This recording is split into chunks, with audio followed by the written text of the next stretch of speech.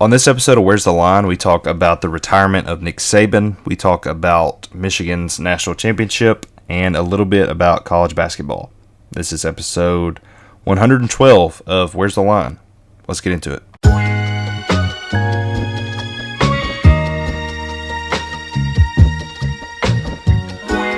You are now listening to the Where's the Line podcast with Joseph West and Britt Dillard. Enjoy the show.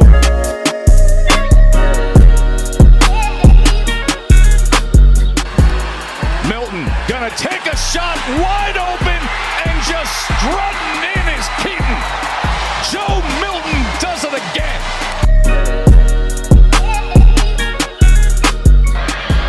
Orgy again on a blitz. Levis pocket collapses. He's on the run. He just heaves it up. And it's intercepted by Vanderbilt. And let the celebration begin. The streak is over at 26. The Commodores win it. Talk about Vanderbilt football. High fly, deep right, and Tennessee walks it off. Pandemonium in Knoxville.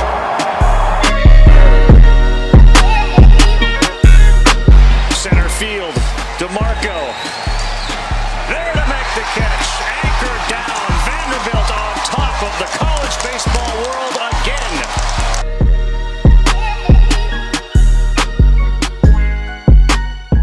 That's all I gotta say, and you're going to hell. Bye. Another edition of Where's the Line. It is Wednesday, January 10th, episode number 112. My name is Britt Dillard. I'm joined here by Joseph West. How are you today, brother? I'm good, Britt. I am good. How are you? I'm great. Fabulous.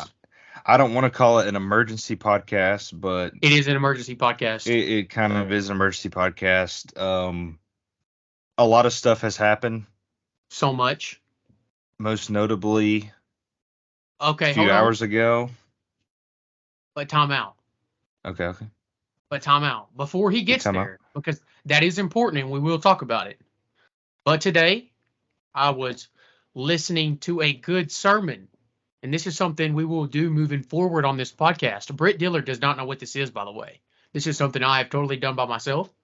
But I would like to read a verse out of the greatest book you could ever read.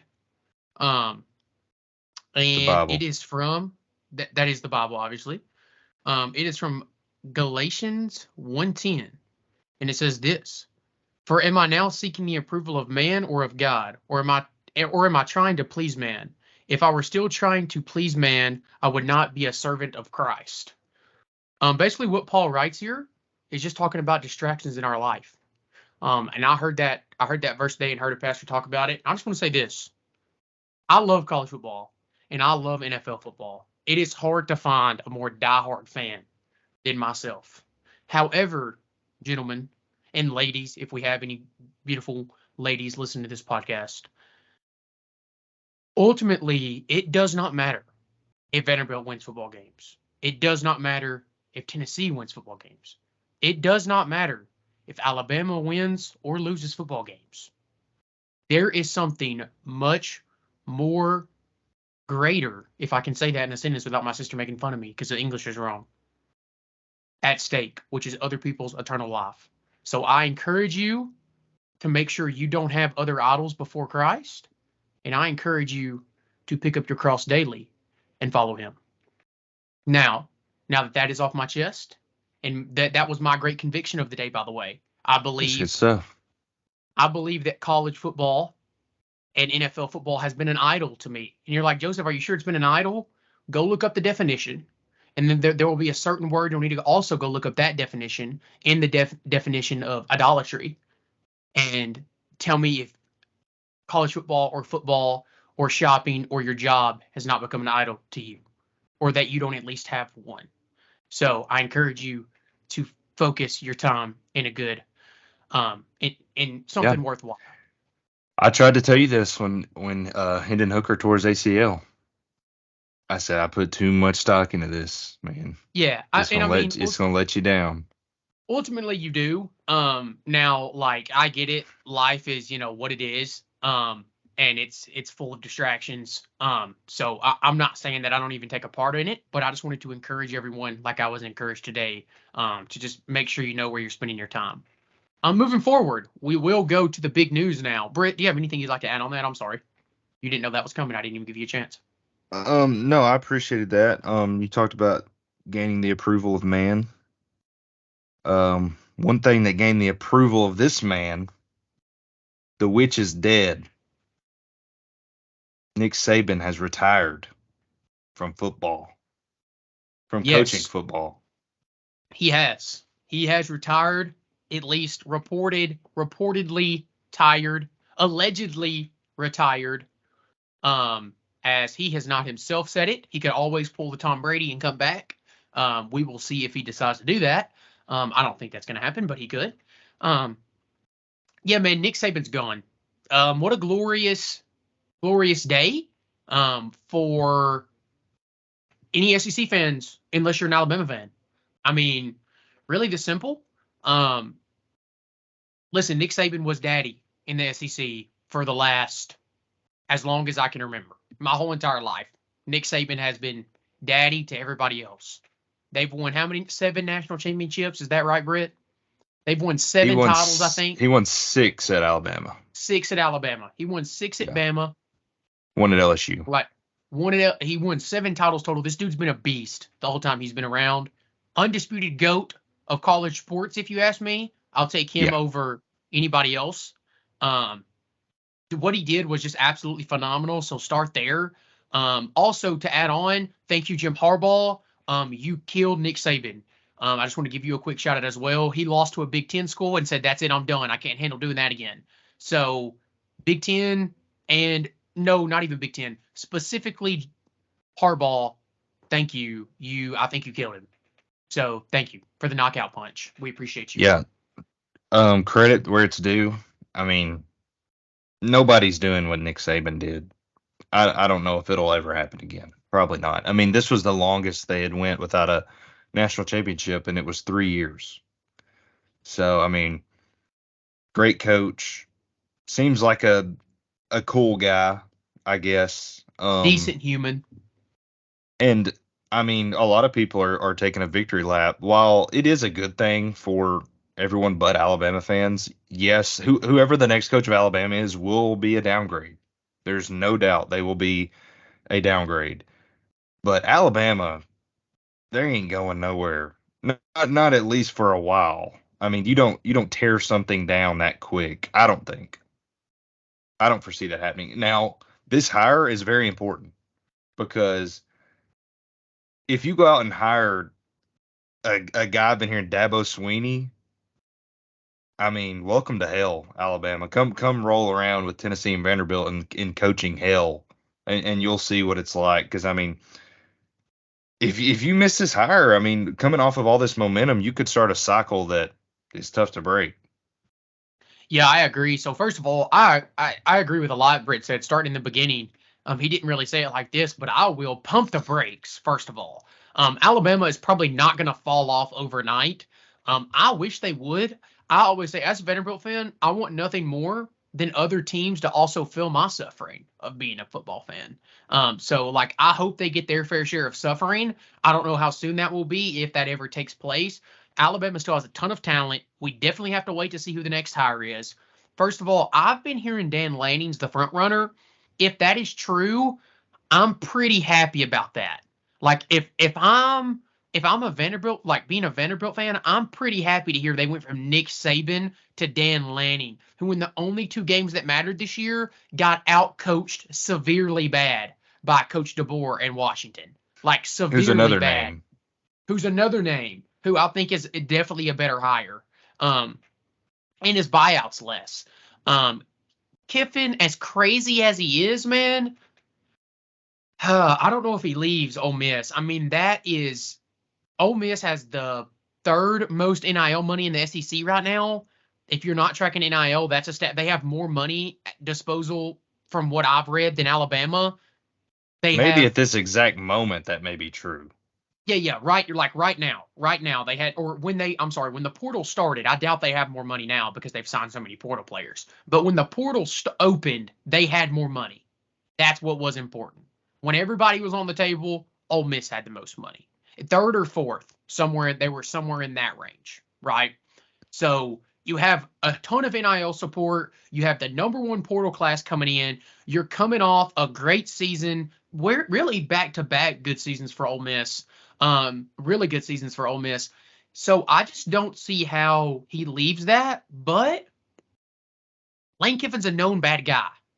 Okay, I hate to say that, but he's a known like screw your team over, like just like leave you in a bad spot.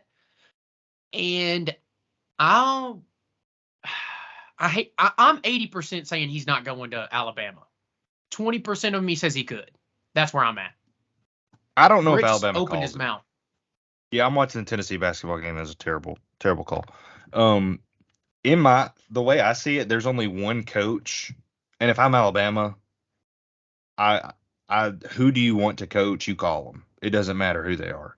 There's only one coach in the country, in my mind, that would turn this job down, and that's assuming Jim Harbaugh leaves Michigan. I don't think Jim Harbaugh would ever leave Michigan for Alabama, but I think Kirby Smart is the only active coach that would not leave their school to go to Alabama.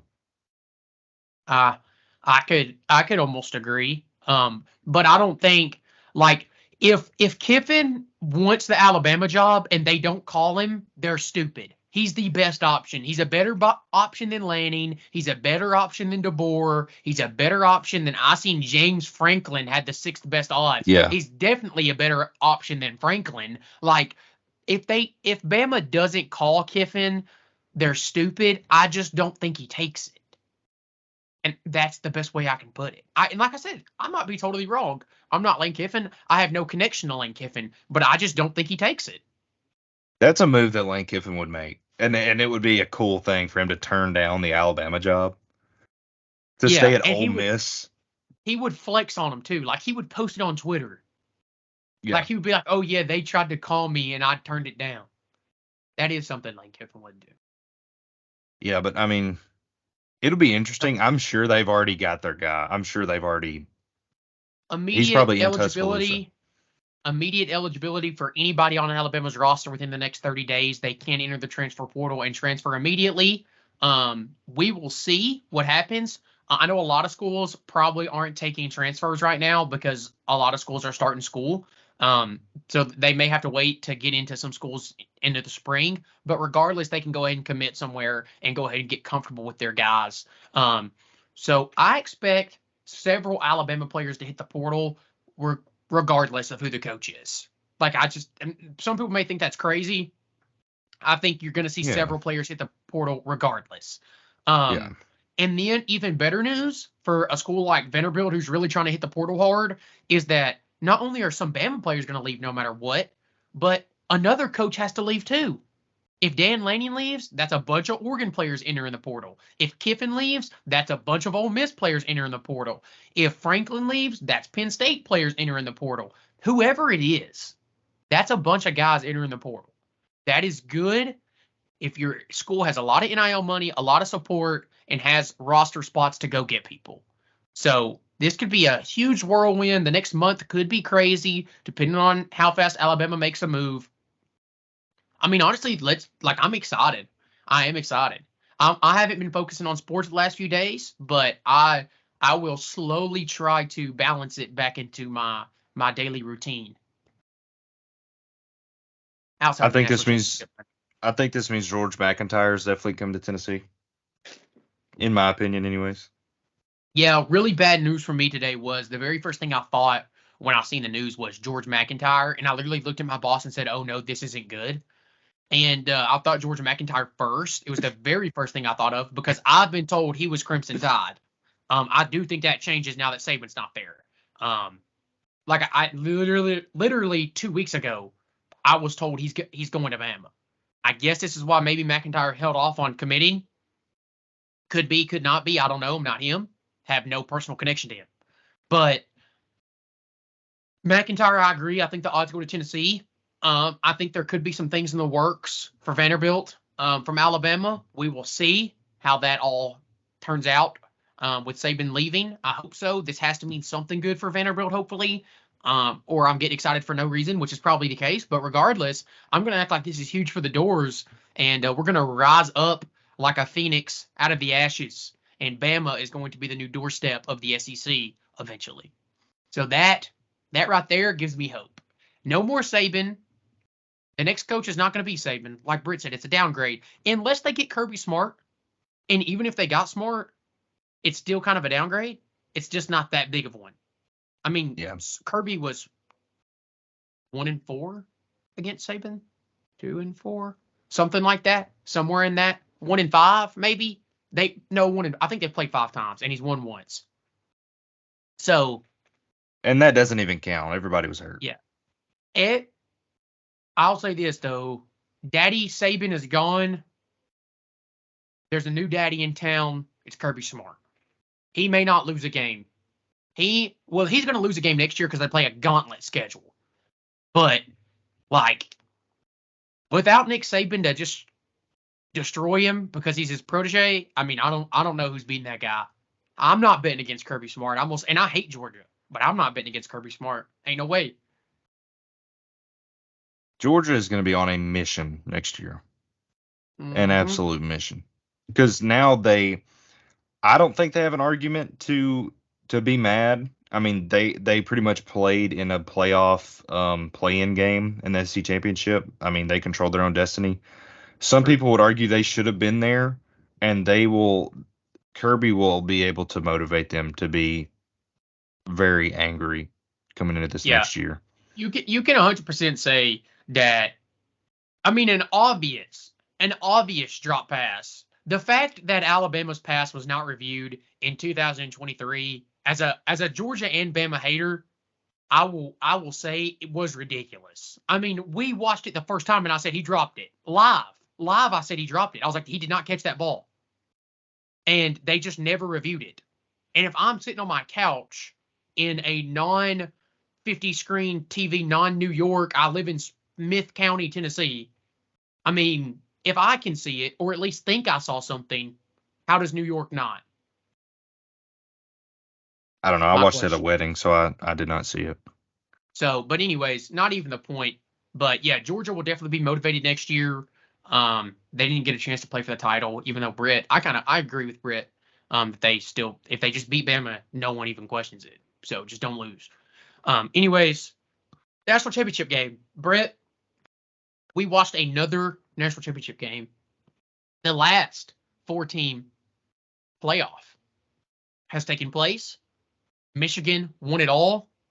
Britt, can I get a thank you from you to Michigan right now for killing Saban? Can I get a thank you? Can I just get some thanks from Britt Diller towards the Michigan program, or a good job? Can I get something I was told to ask you for something positive towards the Michigan Wolverines. We want to hear something positive, Mr. Dillard. I was going to be positive. I don't want to be disrespectful to the GOAT. He may have been the final nail in the coffin, or the straw that broke the camel's back, but I'm not going to say that Jim Harbaugh killed Nick Saban. He killed him. Nick Saban, by the way, Nick Saban never beat Josh Heupel at Neyland Stadium, by the way, in his entire career. But Michigan, they won the national championship because their offensive line is incredible and their running backs are really, really good. That is why they won the national championship. Their defense is also really, really good. Don't slight the defense. Now, I'm not going to be the guy that says there's so many people complaining about the officiating. Michael Penix was terrible. He was absolutely horrible. And he got shook. The moment was too big. The moment was too big for Michael Penix. He missed 3 passes that you absolutely have to make that are potential touchdowns. And you just couldn't do it, man. You just couldn't do it. Yeah, two of those passes were in Michigan's blown coverage too. I mean, one of those guys was absolutely wide open, and he just missed him. I do think that accredits Michigan's defense earlier in the game. They got after him early. They pressured that dude early, hit him hurt him. I thought he broke his rib just by how much he was messing with it. I was like, man, his rib's got to be broke. Like you can tell he was in actual vigorous pain that last quarter. They put a beating on him. Shout out, they cashed me out. I mean, it's hard to say more than that for Michigan. I finally have a take that was right from like preseason. So I gotta brag on myself because someone, or actually two different people, texted me last week and said enough of the self uplifting, Mr. West. So what I have to say to that is, if you won money like I did, you would be self patting yourself as well. You would be giving you that pat on the back as well. So Dang, get your that's money my up. take. Get your money up. I've been kind of struggling because I mean at this point I really don't like Michigan. And I wanted to say it was a Mickey Mouse championship, but it's not. So don't go off on me. It's not. I mean, look at their last 3 wins. They won in the Big Ten championship against Ohio State. Listen, that game against Iowa was not the Big Ten championship. Facts. The game against Ohio State was the Big Ten championship. Iowa's not even a team. Ohio State, Alabama, and a really good Washington team. That Washington team was really good this year. And they have a ton of talent, especially on offense. I mean, that's 3 A+ wins, in my opinion. And, I mean, they dominated. Yeah. Michigan also gives me hope for the Doors. Michigan ranked composite score is 15. That the Doors are not close to that. Do not mistake what I'm saying here. But Michigan has 3 5-stars on their roster. 3 of them. And just won a national championship. That's it. All they have is 3. Not 30, not 10, not 13. They have 3 5-stars. That coaching staff has done an unbelievable job at developing their players, having them in the right spot, putting them in the best position to succeed. That's a really good staff that I think you see get picked apart if Harbaugh does leave. I think they have a really good staff up there. Shout out to the staff. Sometimes they get overlooked. Sometimes staff gets underlooked. In this situation, I just want to say shout out to Michigan's coaching staff. I thought they did a hell of a job this year. Okay, hear me out. Okay, I'm Jim listening. Harbaugh. What does Jim Harbaugh just not enjoy his job? At this point, I think because he's tried to leave the last 3 or 4 seasons. Or not tried to, but he's at least thought about it. Yeah. I think he's won his national championship. He sees his brother on the doorstep of probably his 2nd Super Bowl. Oh my God, I just logged out of my computer. I think he has reached the college football milestone. I mean, if he wins a Super Bowl, how many coaches have won? Have any coaches ever won both? Let me get the let me get the research team on that. Okay. But what I was gonna say is Jim Harbaugh to the Titans, Jesse Minter, next head coach, Vanderbilt. Okay, first of all, Jesse Minter is my king. I would love to have that man back. I would also love to see Jim Harbaugh to the Raiders. Bring Minter with you to the Raiders. That would also be dumb, stupid, amazing. Like, can't say enough positive things about how great that would be. Minter, if you're like, Joseph, he doesn't coach in the pros. He coached for the Ravens before he came and was the DC at Vandy. So for all you bozos who's getting ready to say something, he was with the Ravens before he came to the Doors, and then, of course, went to Michigan. So I would love to see that. I think Harbaugh only leaves Michigan for the Vegas job. I could be wrong on that, but Vegas, to me, he started his coaching career with the Raiders. It makes the most sense. You go to somewhere you're very familiar with the Davis family. You're familiar with them. There's already a relationship there. You know he'll give you full control of the team if you want it. So give it all to Harbaugh if he wants it. Very similar to what we did with Gruden. And yeah, ride it out with Harbaugh. I'm down for the Raiders to ride it out with Harbaugh. If I'm Jim Harbaugh, I leave Michigan. simply because the workload that college football is now. It was before NIL, but now you literally have to recruit your entire team every year. And the NCAA has been poking around at Michigan for 3 years. And listen, we haven't forgot that Michigan cheated to get this championship. There's not many people outside of the Michigan fan base that are considering this as a true legitimate championship. I will say that from what I've seen on the internet. People on the internet are stupid. They didn't see that. They didn't literally see the guy from Alabama who said, literally everyone cheats except Vanderbilt, and Vanderbilt sucks, was his direct quote. That is quote. That is literal quote. Everyone From an cheats anonymous source. except Vanderbilt, and Vanderbilt sucks. I just want everyone to think about that. Well, that was an unnecessary shot. Something I've been saying for 12 years. I agree. He didn't have to put that in there. But I've been saying that since I really got into sports. I'm like, listen, other teams do stuff that Vanderbilt just refuses to do. And so does that make you mad like, that they don't cheat? Yes, it does, because I want to be a winner. But also there's a part of me that's like, that's almost like I told everyone, like I told you so. And maybe that's just because I told everyone so on Michigan, and now I'm just think I'm right all the time, which could easily be correct. But like Vanderbilt, they have refused to do things that other schools have gotten away with.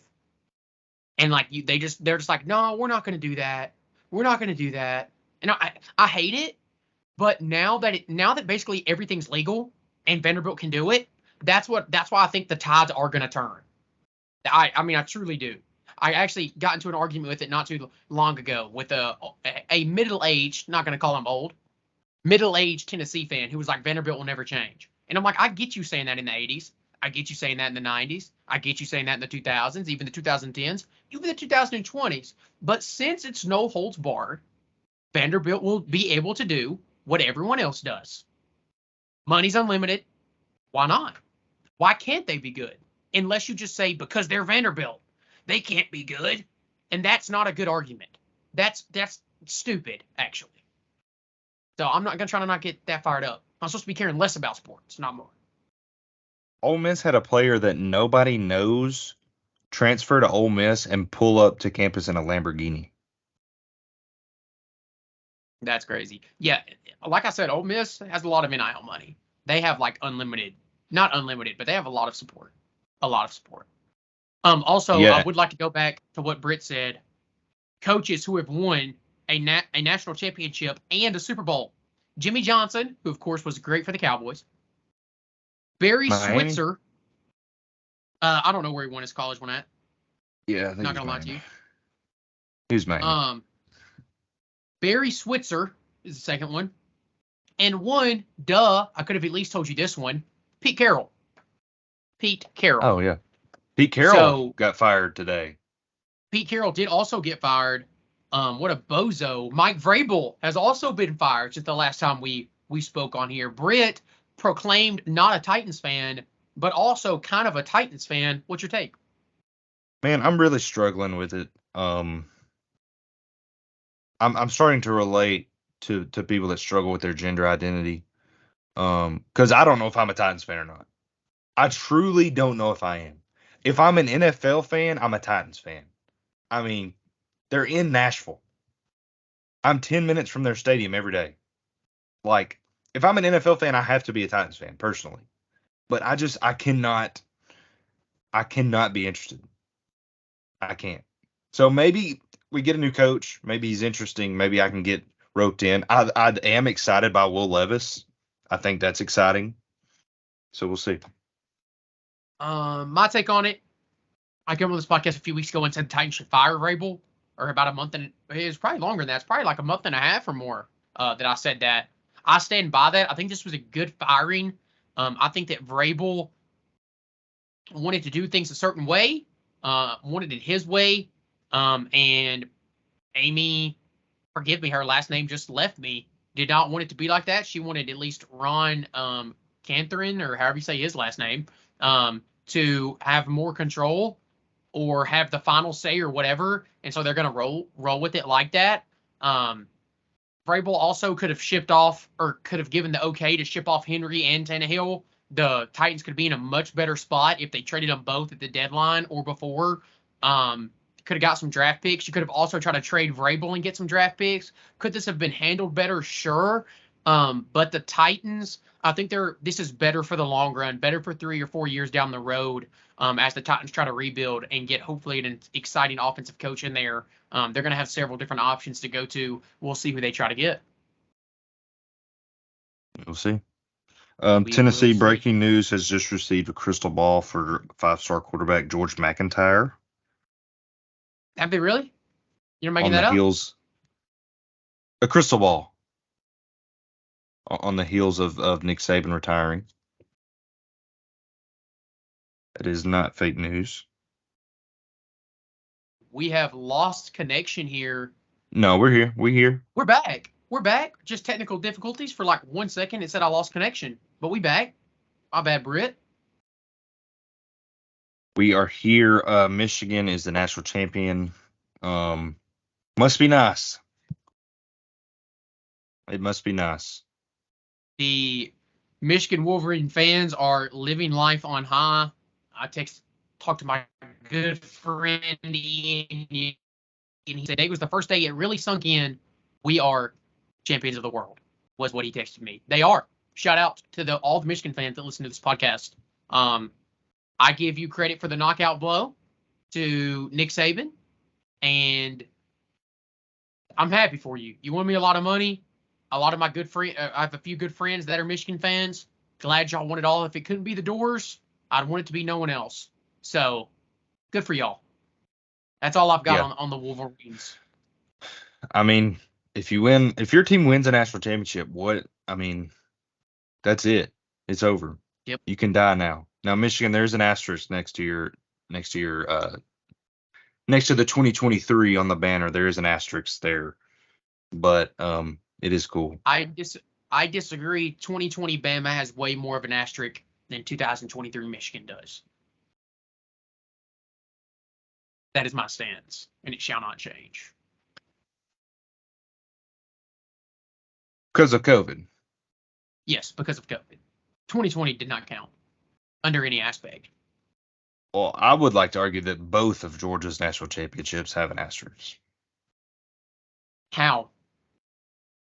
No, they beat TCU. Never mind. Their one against Alabama is an asterisk. Everybody was hurt. Everybody's hurt. Actually, last year, both of them are asterisks because they beat an Ohio State team that literally had no receivers. But injuries are just a part of the game. So it's hard for me to say yes to that. Injuries are just a part of the game. Like, it's just next. Yeah, but up. like, if Michigan's playing Washington, first play, Michael Penix goes down, no shot. The game's over. Yeah, and like now it's not Michigan's fault, but still. If you have a non-contact injury, that kind of sucks. Like Hendon Hooker tearing his ACL against South Carolina. South Carolina players didn't do anything. But Georgia's secondary laid the wood to Marvin Harrison multiple times, and that's the reason he didn't play in that game. No, the reason Hendon Hooker tore his ACL is because they were playing on Panama City Beach. They were playing at Normandy Beach, the amount of sand that was on that field. But, yeah, let's not relive that. Moving on. But, yeah. I just hope good things happen for the Doors. I don't know if they will. We're in a pretty low spot right now. Our basketball team is the worst I've ever seen it. It's actually so hard to watch. It makes me want to throw up. We have no shooters. I'm not going to say anything bad about Jerry Stackhouse. But, Jerry, man, I can't wait till you're gone. I can't wait until you're fired. I can't wait until you're out of Nashville. Your bags are packed. It's just so sad what you've done to a once glorious basketball program. I mean, I can remember 2012 like it was yesterday, and it feels like, but now it feels like 100 years ago. I mean, it's just like people were talking about, well, Jerry, he's not doing anything, like we're playing competitive, bro. Listen, Vanderbilt basketball is not Vanderbilt football, okay? It's not. Never has been. We've been to NCAA tournaments. We've been to the Sweet 16. We've won the SEC championship. This is not the football program. The football program doesn't have moral victories either in my eyes. But the basketball program sure as heck does not have any moral victories. And the basketball program has seen maybe not the mountaintop with a national championship, but they've seen they've seen pretty high points. They've won the SEC. They went to the Sweet 16. I mean, they've done as much as Tennessee's done. I mean, and it's just pretty disheartening to see what used to always be a pretty packed gym, a really tough place to play. Matter of fact, go back 10 years ago. Go back 10 years ago to date. Well, I think to date was a few weeks ago. There was an article written about the 10 hardest college basketball places to play. Memorial Gym was on the list. And look, and if you happen to see a Vanderbilt basketball game on, turn it on and look at the crowd. That is sad. That would be very equivalent to Tennessee having like 40,000 people in their stands. That's it, just 40,000. Like to compare it to a Tennessee football fan. Very equivalent if like you saw 60% of the stadium empty. On a consistent basis, may I add. You've seen it like that, for a game or something. But I'm talking about on a consistent basis, like 3-4 games in a row. You're like, holy crap, nobody's here. This is the point we've reached. It's sad. Fire Jerry. Do something good with your life. Vanderbilt Athletics. Continue to improve. Show me that you care, and I will be happy. Tennessee basketball. If that's what we're doing, Tennessee basketball, a team that has seemed like the best shot for Tennessee to make a run in the tournament since Grant Williams was on the team. 6-0 going into conference play. You won a big game to make it 7 against Ole Miss, team that was ranked 25th in the country and like 82nd on KenPom. So not really a good team. And then about 20 minutes ago, you just lost to Ole Miss or Mississippi State. So we'll see. Part of me is like, hey, we don't want to peak in January. Let's make some mistakes. Let's learn something before we get into March. Because I mean, Rick Barnes, Hall of Fame coach, one of the most winningest college basketball coaches of all time in the top 10. He cannot win in March. When it gets to the tournament, he's dead. It's over. So this looks like a team that could change that. I mean, a team that's so deep, when you start to list out the top 5, you don't even know if Santiago Vescovi's on that list, which is kind of crazy. Transfer portal has helped a lot, but I'm in full basketball mode. Football's over. It's full basketball mode. SEC basketball is awesome. It's right basketball below SEC football. I mean, it's awesome. I'm excited. I'm excited to really get into the thick of it. Yes, the thick of it is correct. Vanderbilt started their SEC play with Alabama and lost, and then played LSU last night, and of course lost. This team may go winless in conference, which would be pretty bad, but honestly wouldn't even shock me. Also, something I would like to add about Jerry Stackhouse, I've called him a bad coach several times, and there are aspects that are bad, but let me not sound stupid or like that I don't know what I'm talking about. Vanderbilt had a lot of open shots the last 2 games, Alabama and LSU. He schemed open shots. He did.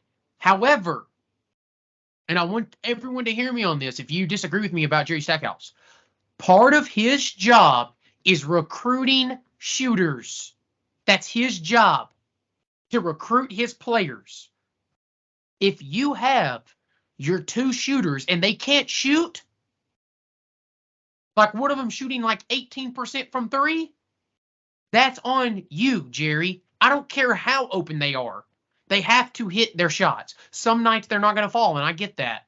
But when you're shooting 18% from 3 and you were brought in as our number 1 shooter, and we have played, let me make sure I get this right, 15 basketball games, I'm thinking Jerry was a little lazy.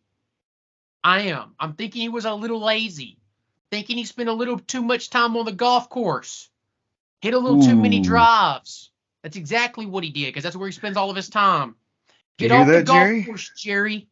Get off the golf course. Get out of Nashville. Go back to North Carolina. You were a lazy player in the NBA. You were a lazy player at North Carolina, and you're a lazy coach.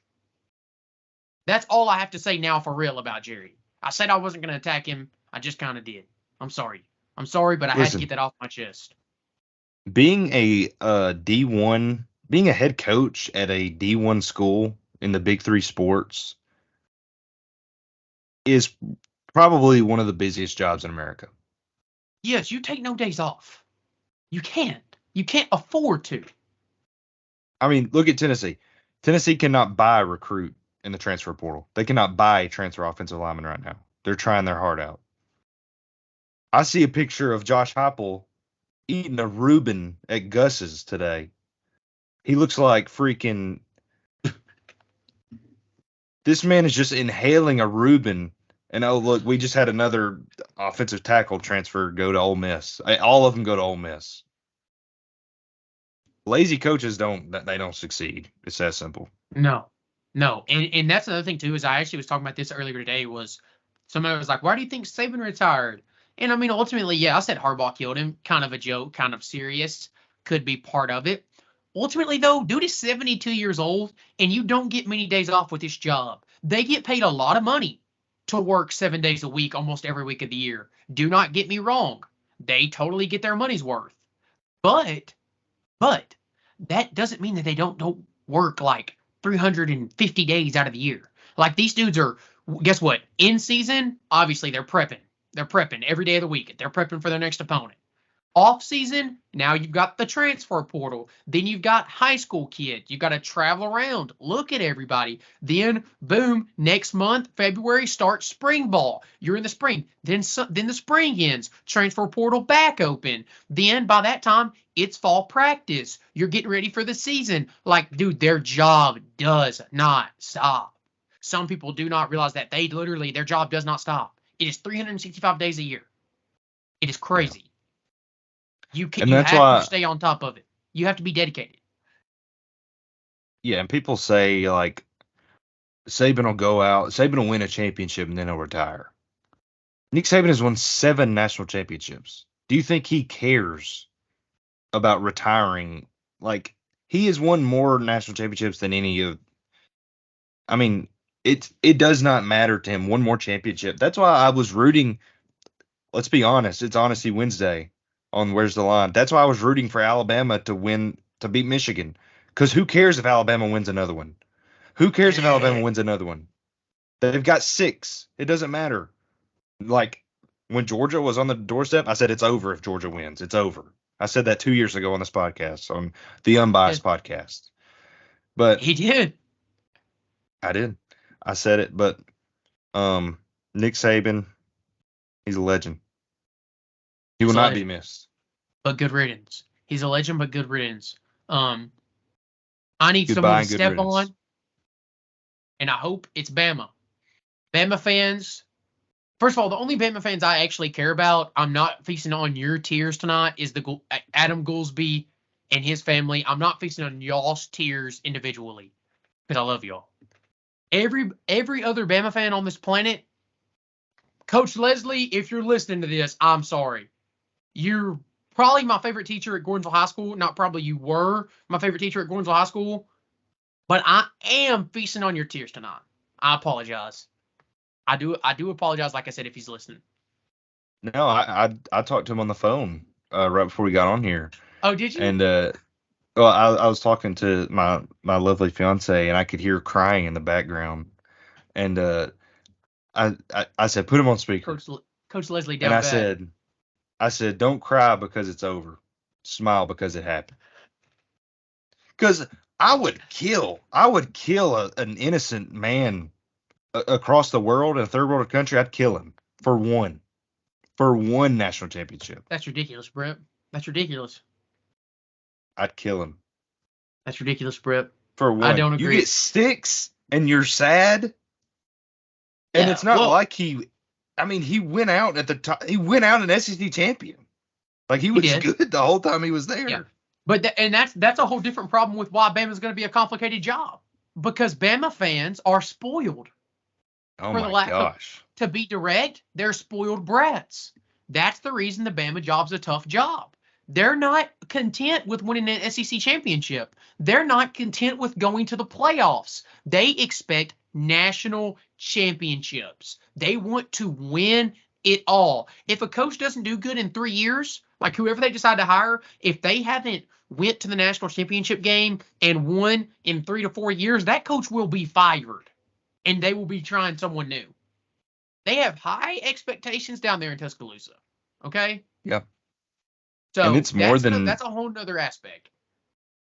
I mean, obviously the main goal is to win the national championship, but they're spoiled on such a microscopic level that, like, if you watch a football game with an Alabama fan, it's like if they don't get, they're up by 4 touchdowns and they have to punt, they're pissed. They're pouting because they had to punt and they're up 28 against an SEC team in the fourth quarter. Like it's that level of Ridiculous. Privilege, of Bama privilege. Yeah, it is like I said. Not that I'm preying on anyone's downfall, but kind of am on Bama's because I need everyone to feel a little bit of suffering, feel my pain, being a Doors fan in the college football world. And breaking news, Alabama fans have figured out how to work a computer and they're tracking planes. And there is a private charter from Eugene, Oregon to Tuscaloosa, Alabama about to arrive. What was that? I'm sorry, repeat that. I missed it. There is a charter plane from Eugene, Oregon to Tuscaloosa, Alabama that is about to land at this exact moment. Okay. Heard. I have heard that. I'm sorry. I was also trying to look on some different things about maybe some Bama players transferring out here, seeing if I couldn't get some news out, but it doesn't look like anything that has enough source behind it for me to actually say. So no news there, sadly.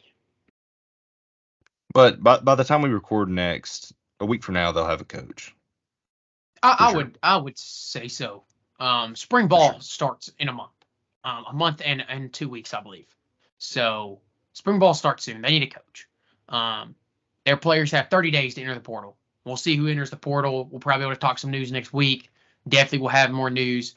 Just speculation. You'll get a Saban press conference, I assume, tomorrow, and get to see kind of his goodbyes. As long as he doesn't pull a Tom Brady, you'll get to hear from him and see what he has to say as he walks out the door. Exciting stuff. Very exciting. Also, as we get into the spring, baseball is coming. My season is coming. Because the Doors, that may be their only hope right now. Actually, it is their only hope right now. Is baseball. Baseball has to save us, like it has in the past. It has to save us again. It's the only hope. So, and I will say this: when Tennessee and Vanderbilt plays this year, I will be there. I will be there. It's in Nashville this year, right? It is in Nashville this year, I believe. I will be there. I may have to swing by. Probably with Britt. I may have to swing by. Let's not tell any lies here. That's the thing about us is we can watch games together. Yeah, we can watch Tennessee play Vanderbilt together. Yeah, which is quite special because if you know both of us, I mean, you've seen both of us watch a game uniquely, like by ourselves for the most part. Britt watching Tennessee or me watching Vandy, it can be quite the sight. But when we're together, I tone it down a pretty good bit. Like I'm not gonna scream. Britt doesn't tone it down as much as me. Britt still got some extra fire in there. But I try to tone it down a severe amount to not be the most obnoxious human. I was not a complete jerk when Vanderbilt beat Tennessee in Neyland. And then Britt, literally, I didn't allow him to be a jerk the following year or 2 years later in Neyland because I had like 105-degree temperature and it was on the verge of death in Neyland Stadium with the flu. Absolutely. Obviously, I didn't know that when I got there. I started getting sick as the game progressed and the everything on the field went bad. I also was deteriorating physically. It was actually the worst combo. It was raining. It was raining. Gosh, I was so tired. I was so sick. It was ridiculous. I just threw up in B-Dub's parking lot. That was so bad. Just absolutely ridiculous. Because as a young Tennessee fan, we would park a mile away from the stadium. Literally a mile away. Fact. And that's dumb.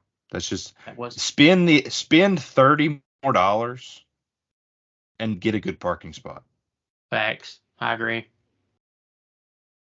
But I mean, my heart is clear.